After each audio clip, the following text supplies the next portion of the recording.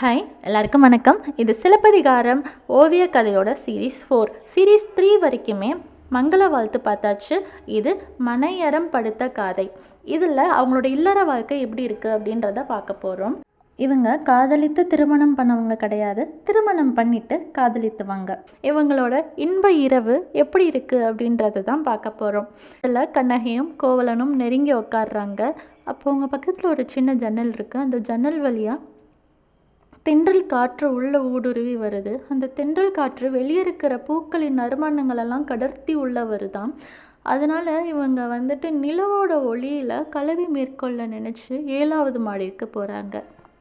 அங்க கோவலன் கண்ணகியோட அழகை கண்டு அவளோட மேனியை தொட்டு பார்க்குறான். அப்புறம் அவளோட தோள்லையும் மார்பலையும் சந்தனம் அப்புறம் இன்னும் சில பொருட்களை வச்சு ஓவியங்களை வரைகிறான். இது அவங்களோட நெருக்கத்தை இன்னும் மேற்கொள்ள வைக்குது.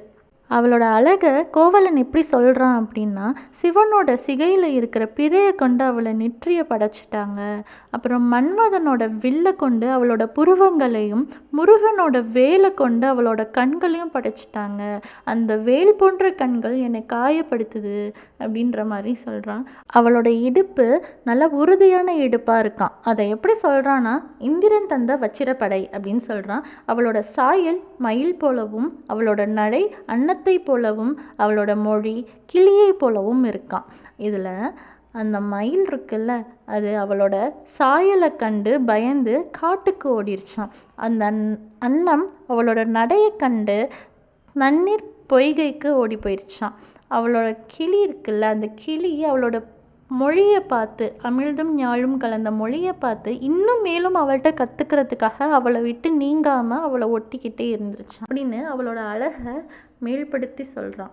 கோவலன் கண்ணகிக்கு அலங்காரம் படுத்தின தோழிகள் மீது கோவப்படுறான்.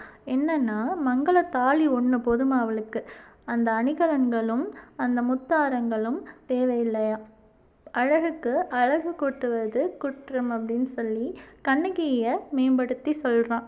அவன் அவளோட மேனி அழகை தொட்டு பார்க்குறான். அது வலம்புரி முத்து போல இருக்கான். அவனோட நுகர்வால் அவள் நறுவிரை போல மணக்கிறாளாம். அவள் வணிக மகள் அப்படின்றனால அவன் மேலே பெருமை கொள்கிறான் அப்படின்னு சொல்கிறாங்க.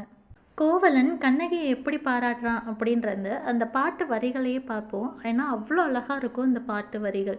மாசரு பெண்ணே வலம்புரி முத்தே, மாசரு பெண்ணே வலம்புரி முத்தே, காசரு விரையே கரும்பே தேனே, காசரு விரையே கரும்பே தேனே, யாரும் பெற்ற பாவா யாருயிர் மருந்தே, அரும்பெருள் பாவாய் ஆருயிர் மருந்தே, பெருங்குடி வணிகன் பெருமட மகளே, பெருங்குடி மணிகன் பெருமட மகளே, மலையிடை பிறவா மணியே என்கோ, மலையிடை பிறவா மணியே என்கோ, வளையிடை பிறவா அமிழ்தே என்கோ, அழையிடை பிறவா அமிழ்தே என்கோ அப்படின்னு இந்த பாட்டில் அவளை அவ்வளோ அழகாக வர்ணிச்சிருப்பான் கோவலன்.